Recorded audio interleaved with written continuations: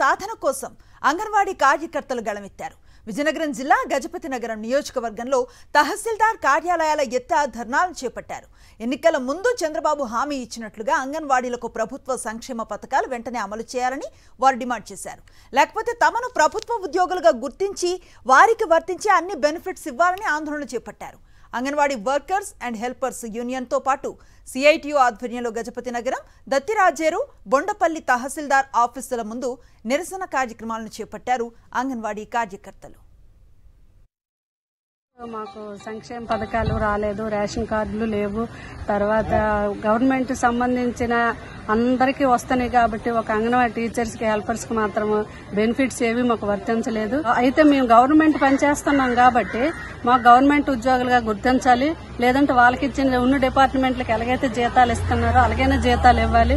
ఇది ఎన్నోసార్లు కూడా గత సంవత్సరంలో 42 రోజుల సమ్మెలను కూడా మా డిమాండ్స్ ఇవే. రోజు లోకేష్ గారు, చంద్రబాబు నాయుడు గారు వచ్చి మీకు సంక్షేమ పథకాలు మాత్రం మేము వచ్చిన వెంటనే ఇస్తామని ఆ రోజు సమ్మె దగ్గరకు వచ్చి మాకు హామీ ఇచ్చారు.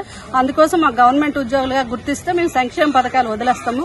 లేదు అంటే సంక్షేమ పథకాలు మాత్రం తక్షణమే మాకు జీవో ఇవ్వాలని వెంటనే సీఎం సార్ని కోరుకుంటాం.